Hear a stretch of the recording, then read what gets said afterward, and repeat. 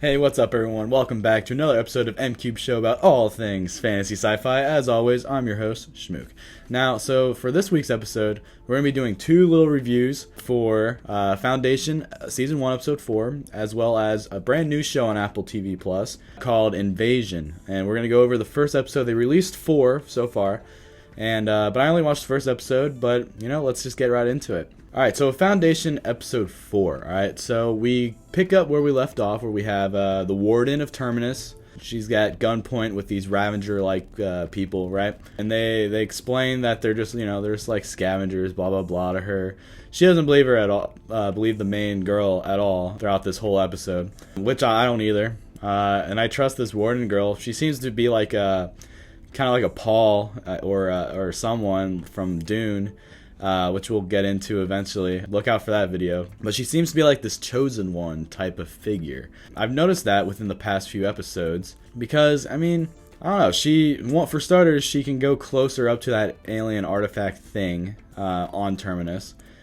She also gets like these weird visions. Like in this episode, she gets a quick vision of this little kid with a knife or whatever. And she's like, and she comes back to Terminus. She's like, I was just in the library. I was just there, and it's interesting. I'm curious where that goes. I believe this show is going to get pretty crazy. Again, I feel like we're in a little bit of a slow part, but that's okay. The slow part's definitely built for story. We also have a good amount of the Empire within this episode, specifically Brother Day, who's definitely the main Empire guy. Like you have Brother Dawn and whatnot, right? He's in it a bit as well, but I feel like it's hard to the pinpoint the timeline of this show. That's something I don't think they're doing quite too well. I feel like they should have they did it in one of the episodes where oh, this is blah blah blah years ago, and then they say this many years later, and I wish they did it every time because I'm just so confused. Unless this Brother Day currently is already aging rapidly into the current Brother Day. If I said Brother Day, I meant Brother Dawn. Because, we're just looking like we're seeing, a younger Brother Day, not necessarily Brother Dawn when he's, a little kid, right? And I'm getting a little confused by it. The show, maybe I'm just dumb, but I don't know. I feel like for a general audience who doesn't know the source material that well, it could come off as quite confusing. But anyway, we have a scene in the very beginning, which I actually really liked. I thought it was very fascinating how they're it's Brother Day, he's in a bed, and he has I want to call her a prostitute, it seems like she is, come to his room, and they want to do the sexy time, right? But apparently, she tries to touch him, she goes at it a little bit too fast, right? And she gets a little bit of a jolt. It's like he has this armor all over his body, and then he's like, just do it slower. And so she does, and then she gets through, and she's like, how's the rest supposed to work? And then he just goes after her, and then they're about to bone, but someone's watching them. But it's interesting. Overall, the show, it's solid. I'm liking it. I'm just, there's a few things I'm like, what's going on with that transport that's supposed to be going to Terminus? Last we saw them was episode 2, where the actor who plays Dean in Harry Potter kills the main guy who's leading this transport. And we haven't seen that since. And then we also haven't seen who I think's the main character of the show. It's probably her and the Warden, and then Brother Day are probably the 3 main characters of the show, I would say. But we haven't seen her ever since she literally gets in an escape pod, and then she's just drifting through space, and I'm like, what the hell? What's happening with her? I don't know. I'm curious to see where it goes. Of course, I'm just behind. I could just easily binge it, but I always want to watch one episode a week. That way, a lot of it's fresh in my mind when I come to talk to y'all about it, right?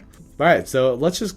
I enjoyed it, but let's just go right into Invasion, alright? So that's a brand new show on Apple TV Plus, as I said earlier. It has my boy Sam Neill in it, I guess, because he's only in it for this episode, unless they somehow bring him back. But at the end of the episode, spoiler warning, I guess, they kill him off, which I was like, what? You got this big name actor, honestly, a great ass actor, and you just kill him off, immediately? Why? But I feel like they're going to bring him back in some way, because there's no way they just kill him at the end of this episode. And it seems like he gets killed by this invasion that's happening, with these aliens. We don't really get a good view of these aliens, but we start to see, little glimpses of these aliens finally coming to Earth, right? The show is fascinating so far. Compared to the start of Foundation, I'm actually liking Invasion quite more, solely because I'm liking these characters more off the bat. So I like the sheriff, who's played by Sam Neill. I like the Japanese characters in it. Specifically the one girl who works at JASA or whatever it's called. Not the astronaut girl, but the other one that's just working on the computers, making sure everything's a go and good. I'm liking her. She also played Kimiko, I believe is her name, in Deadpool 2, which I know this girl from something, and I'm like, oh, she's in that, which is cool to see. Let's see what else is going on in this episode. So we have a family in this show as well. I don't know the actors' names, but they're pretty good in this so far. I like the mother quite a bit, because for starters, she goes to pick up her kids from school, where all of a sudden all these kids in a band class or music classes all start getting bloody noses, but her daughter does get a bloody nose, and it's weird because there's all these kids just dripping blood on their instruments, and I'm just like, what is going on? It's interesting, to say the least. However, we just don't know what it means, because again, they take the daughter and the boy to the hospital, just get checked up on, or the mother does, and the doctor's just like, there's nothing wrong with you, just a casual nosebleed. I'm like, yeah, whatever you say, sir. But it's weird, because I'm like, why does the boy not get the nosebleed, and why are they all getting nosebleeds to begin with? Is it just affecting kids or something, or I don't know. It's interesting. It's something to ponder. They should definitely be going into it more so. But yeah, so that's also a huge part of the episode. So the mother goes to find their father and finds out that he is nailing some gorgeous blonde woman, and she gets jealous and whatnot, and then they're fighting towards the end of the episode, and then all of a sudden they hear crashing noises, their power's out. They look out their window, and there's a lot of fire and debris just broken from houses. So it's something crash landed there, basically, a meteor or something. So again, I'm just curious to see where the show goes. Oh, but man, I forgot the best part of this whole show that destroyed me.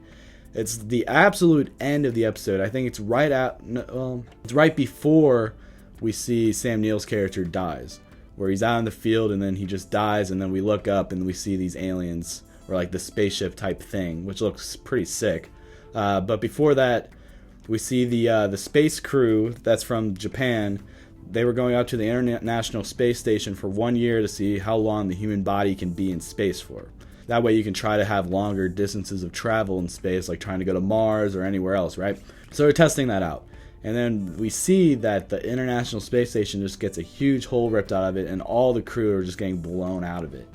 And the main Japanese woman we see that's going up there, I would assume she's dead. But of course we saw all the other astronauts go out, and we see her holding onto a rail, and we don't necessarily see her die. But I'm like, I feel like she has to, though, because there would be no oxygen. I feel like her face would explode within seconds, right? But anyway, but that's it for Invasion. I actually liked it quite a bit. I think so far it's fascinating, and we haven't gotten to the real stuff yet. It's we're seeing what the last day on Earth is like before the alien invasion happens. So I feel like it's about to get pretty crazy. But yeah, that's my review. I hope you all enjoyed. Again, watch Foundation and Invasion on Apple TV Plus. Apple TV's, they're killing it so far. Not gonna lie, I'm liking these shows. I want to get an episode of C out to y'all. I'm gonna try to watch the very first episode of season 1, even though that's been out for a while. But I think I'm gonna include that with these episodes now, because I think we're gonna make it a duo episode, and it's gonna become a trio episode from here on out. That way it's not just a bunch of individual episodes, just one long review of a lot of these Apple TV shows. But yeah, I look forward to that, and make sure to like and subscribe, guys, and leave your comments down below. What do you guys think about Foundation and Invasion? If you haven't seen Invasion yet, I hope you didn't watch my review, but if you did, I'm sorry for spoiling it, but I highly recommend the show. But yeah, I just highly recommend it. So leave your comments down below, let me know what you think, and I'll see y'all very soon. Bye bye.